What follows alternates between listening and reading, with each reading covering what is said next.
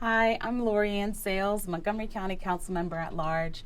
We're here at the Department of Transportation's Highway Services Division, about to celebrate and surprise a very special employee, Mr. Steve Suprata, for Labor Day. Hello. Hello. How are you? I'm doing well. How are you doing? Doing good. Very good, very good. You know, I told you how impressive I thought your career trajectory has been. You know, you started out as a program service worker, you were a labor member, and you have now risen to the highest ranks of managing one of the most important divisions in our county. You keep our county moving, and you continue to be a model for the long-standing members and public servants that we want to attract and admire. And I called around, I was like, how can I, recognize this incredible career of this gentleman? And, I wanted to pull you aside and show the county of over 1 million residents how grateful we are for your service. You know, these days, a lot of our public service workers are taken for granted and not held in high regard. And I just wanted to have a few moments of your time to cement just a bit of your journey, your experience, why you stayed with the county, and talk with you a little bit. And then we're going to blast this all over just in time for Labor Day. Because so we appreciate you. Right? That's right. No. I called around and I said he deserves to be recognized, and your public service is appreciated. And I want others to see that, local government is a place where you can create, a rewarding life. My mother was a public service worker. She was a social worker, and now she's happily retired. And before we lose you, I wanted to make sure that we could celebrate you just a bit. And so would love to sit down with you and talk with you about your journey. Well, today I have the honor of speaking with Mr. Steve Suprata, who has dedicated over 50 years of service with Montgomery County's Division of Highway Services. Steve began his journey as a public service worker, and through his dedication and hard work, has risen to the position of program manager within the Montgomery County Department of Transportation Highway Services Division. So in honor of Labor Day, we wanted to take some time and talk with you about your journey with Montgomery County at the local level. So I'm going to ask you a few questions.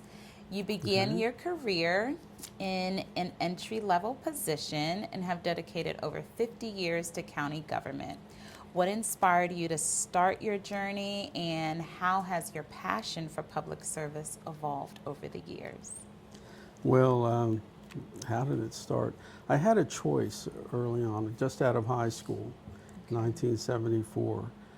I didn't know what I really wanted to do. I had applied to the county through a friend who was working here, and he said, well, just wait a few weeks and see what happens.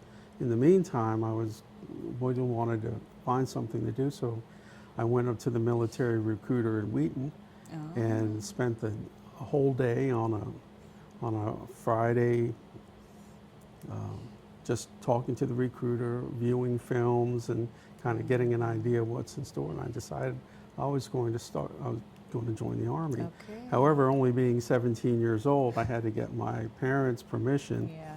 So I went home and argued with them for a couple of hours to finally get them to say yes, let's go.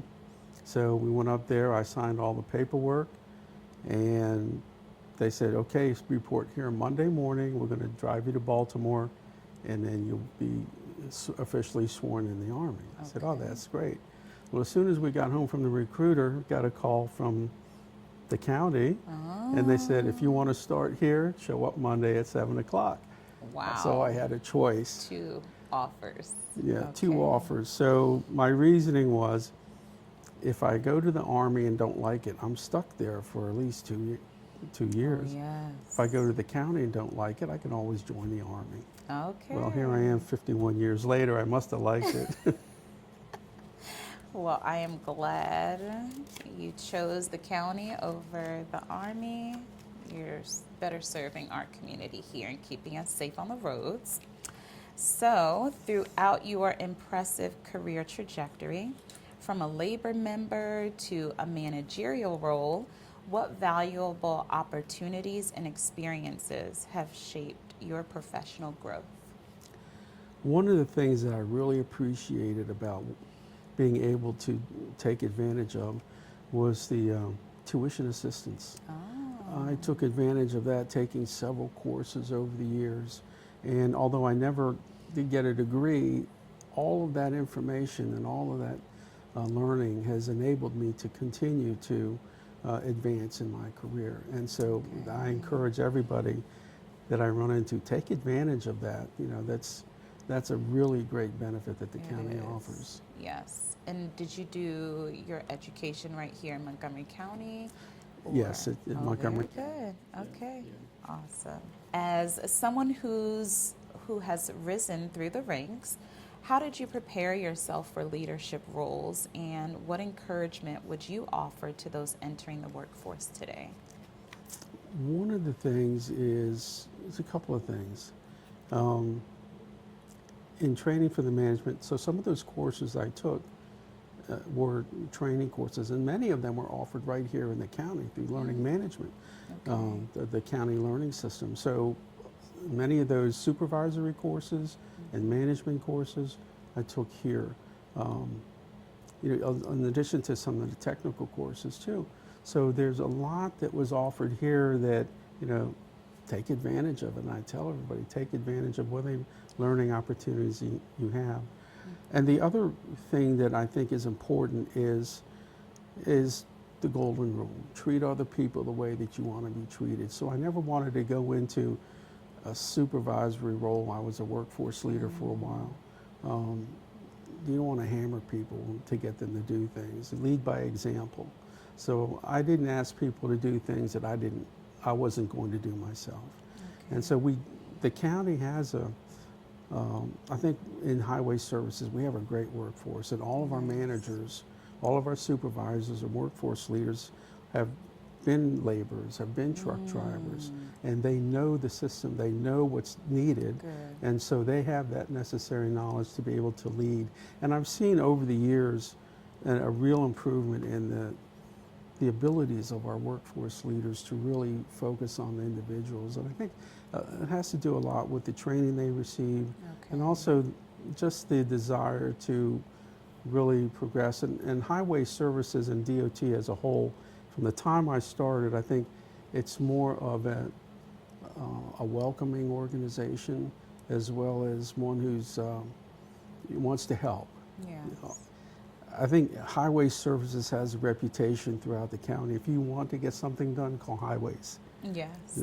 And so, but that's what we do. We help all the agencies wherever we can. If you need help, we'll do the best we can to help you. Wow. And what about mentorship? You know, it's always good to have mentors. We encourage our young people to seek out mentors. Any mentors that stand out in this long career? There have been several. One of our previous chiefs, who was that when I first was promoted from the depots to working here out of the headquarters, worked for Tom Orr. And he was the head of our newly formed contracts unit. And so he was very supportive of everything we do. One of his great things that he always said was, I'll always back you up as long as you can prove to me that whatever your decision you make was the right one. Okay. And so he always backed us up. Nice. No matter what happened, if we could say, well, this is the reason I did this, he said, okay, I got you. Awesome. So he was always there. It's good to have mentors who hold you accountable as well, but also have your back, a trusted environment. So what key lessons have you learned about effective leadership during your tenure, and how do you apply those lessons in your management style? Well, big question. Yeah, yeah. Effective leadership. I think effective leadership is, again, I said, lead by example Okay. is one thing. Mm-hmm. And, and accept people for who they are. Mm-hmm. Don't expect somebody to do something that they're not equipped to do. And don't beat them up for it. Yeah. If you know people's limitations, and that comes from getting to know you, who you're working with, and who your workers are, your staff is. You need to know them. You know what their strengths are. Yeah. So you want to know how they're going to be able to handle different situations. And so don't put them in a position where they're going to fail. Yes. Talking about mentorship, I've been able to mentor several people in there in the county, and I tell them, and it goes true with everybody that I work with, I'm going to help you as much as I can help you because your success is my success. And so I want them to feel that, I'm supporting them, just like Tom Definitely. Orr supported me back in the years. So, in honor of Labor Day, what advice would you give young individuals considering a career in local government, particularly those starting from the entry-level positions? Keep at it. It's a wide open road. I had no idea that in 51 years that I'd be ending up here.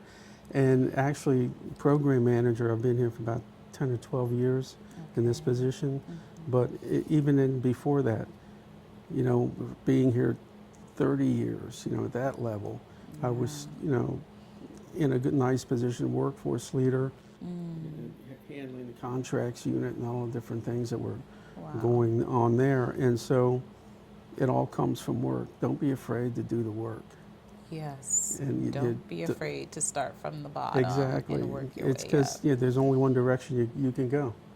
It's going up. And so it just takes the little steps. Don't think that you're going to get here overnight. You got to take the little steps, every step.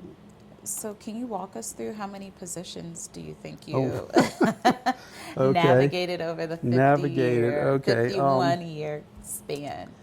Well, public service worker, Okay. then equipment operator, Wow. and then workforce leader. Okay. Workforce leader 2 was that one, and then engineer technician 3, Wow. and workforce leader 4, Okay. and highway inspector, field supervisor, Wow. and then program manager. So quite a number of positions. Oh, yeah. And each one had different responsibilities. And if you look at your career in the county as an adventure, That's a good it's really an adventure. I have never regretted anything that I've done here in the county. One of the things that I like most, and I don't get to do it much now except for here in the Storm Operations Center, is the storms. Okay. Winter storms, rainstorms, because that's when I feel, and all of our group here, our team in highway services feel the same way. This is where we shine. Yes. This is where we put forth the effort. It can be hard. It can beat us up. Oh, yeah. But the county depends on us, and we know that. And this is what we do. This is what we live for. When we try to instill that in all of our workers, you're going to work long hours. You're going to work hard hours. But you'll see the results, and this will help keep the county moving, what we do. And so I think everybody realizes that. Yes. And we try to get people to realize that, we're an important aspect. We might not think about it when you're just filling potholes, Exactly. but when you're out there actually doing the things that really matter, Yeah. then you'll see it. Definitely. Keeping us safe. I just saw the governor was recognizing a young man who saved someone during one of our recent storms. So everyone depends on our roads. So thank you for your contributions. And what essential skills or qualities do you believe are crucial for succeeding in a long-term public service career? And how can new employees cultivate these characteristics? Well, there's a lot. One is communication, being able to communicate well with, if you know, be able to understand what your supervisor is asking you to do. But also, if you have any questions, if you don't understand it, ask them. Yes. Don't go into it blindly or just think you have half an idea of what he wants. You know, I learned that early on. Ask questions. Ask Yes. questions. Where you go down a rabbit hole. Yeah. And don't be afraid to look bad. I mean, there are many times out there on the road, you know, early in your career, you know, shoveling ditches. You know, we used to do that by hand, cleaning ditches and things, and people would go by and just, you know, think that you're doing a menial task, and well, you know, you are. It brings to mind when I thought about an old comment from an old janitor who was retiring after 30 years working in a school system and mopping the floors and cleaning the bathrooms and things, and somebody asked him, how can you do that for 30 years and smile all the time? He goes, well, the thing you have to realize is I don't want to be better than anybody else. I just want to be the best janitor that I can be. And that's what I think. I'm not trying to be better than anybody else, because there's always somebody better than you at anything. Just be the best one that I can be. So, best truck driver, I was never the best truck driver. You know, and I had a couple of accidents, you know, that were preventable. And so, which is nice, I teach driver safety now. So I've got some experience in all those lines. But lessons learned. Yeah. But, you know, don't be afraid to try things. Don't be afraid to look bad, because at times you will look bad. Do the best you can at everything. Like that janitor, he was trying to be the best janitor. So now I'm trying to be the best program manager. I mean, my goal is, before I retire, to have a robust safety program in place for our workers. And so, as the safety coordinator, you know, there are different pieces of it that we're working on, but before I retire, I want to be able to have everything all tied together so that it'll be seamless. So. That's so important. With all the extreme weather conditions, we need to have good safety measures. After more than 50 years in Montgomery County, what has kept you motivated to continue serving in this community, and what do you cherish most about your work here? Motivation? Keeping motivated? Yeah, what's keeping you motivated to work? My wife. We were just talking about my that. My wife, yeah. Yeah, behind every good man is That's a right. great woman. She is very intelligent. She's very smart, and she helps me when I'm putting together reports or writing things up, because she has a way with words that I'm too wordy. I will talk and talk and talk, and she'll say, you can just say it in these words. And I say, okay, I get it. Nice. Yeah, so I depend on her for a lot for that. But also, you know, she instills in me the desire to keep working. Yes. You know, and I love my job. I love what I do. So there's no reason for me to want to leave it. Yeah. You know, there's other things that I want to do. And here's the other thing I tell all the workers: save your annual leave, because you're going to use it for one big trip or a couple. Don't nickel and dime your annual leave. You know. No. And so, you know, save it so that you can really use it. So I've got enough annual leave now that I can take the trips I want to take and to do the things that I want to do. And I think I've earned enough recognition here that they kind of let me take those times, you know. All the hard work, you got to balance it with some self-care. So I'm glad you are sharing those trips with your wife. So that's good. Given the recent significant cuts to the federal workforce, what insights can you share about the evolution of our county and why you believe local government remains an excellent place to build a career and a life despite these challenges? Well, I've always loved living in Montgomery County. after my family moved out of D.C. when I was probably 8 or 9 years old, Okay. I was, we lived in Wheaton for a long time. Well, up until I moved to Frederick, but it's always had a lot of things for a young person to do. Family loved living here. I bought a house in Montgomery County, my first home, and I really enjoyed living it. Now I don't know that I could afford to buy that same house right now, but Yes. you know, it's a lot is advanced that the county has, and I love the different cultures that are involved here in the county. You know, it's always been very welcoming and open to everybody, and so that's always been a prime mover for me, is to be able to see so many different people. You know, coming from an Asian American background, and you know, it's always been welcoming, and the big Asian community, and a lot of Asian food in Delicious Wheaton, you know. Asian So food. I've always appreciated that. Yeah, it's a nice melting pot It is. here. Very good. Okay. If your work had a talent show, what would your act be? If a talent show, If you had a McDot talent show, what would your act be? What's your secret talent? Secret talent.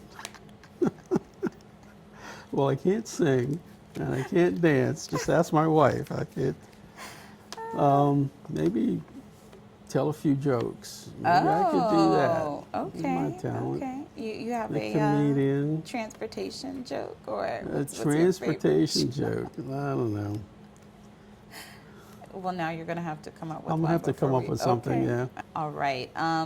What's your funniest Zoom or Teams fail story? Teams fail story. Yes, we had a lot of virtual time at work during the pandemic. There was a lot of virtual time. Yes. And it wasn't me that it happened to. It wasn't my fail. Okay. But it was a fail of a coworker who, during a meeting, it was actually a training session, and they happened to leave the room, and they came back in and forgot to button their pants up, and as they walked towards their pants fell down, and everybody was gasping like, and somebody brought it to their attention, and they real quick blanked their screen out. So. Oof. Yeah, I'm glad we are past that era. So you spend a lot of time on our roads. What's the craziest thing that you've seen on the roads of Montgomery County? Craziest thing? Yes. Man, there's so many crazy things going on in the roads. Back in the day, many years ago, when cars still had hubcaps on them, Okay. there was a major pothole in one area, and there were hundreds. When cars hit the pothole, their hubcaps fly off. Yes. And there were hundreds of hubcaps accumulated on the side of the road. So we were tasked with going ahead and picking them up. So picking them up, and what are you going to do with them? And somebody said, well, I know what to do with them. I said, what are you going to do with all these metal hubcaps? And take them to Reggie. Reggie's Hubcaps in Wheaton used to buy and sell used hubcaps. Interesting. And so we brought there, got some money for the hubcaps, and had a feast for our guys. Oh. So we were able to get. Awesome. But now they don't have. No one does hubcaps anymore. No. Well, Steve, it has truly been an honor to spend a bit of time with you and surprise you, to recognize you just in time for Labor Day. I appreciate it. Thank you for welcome. thinking of me. Of course, of course. Like I said, I've enjoyed all of it, all these years, and it's been an adventure. Very good. And I want to keep the adventure going and see how long I can last.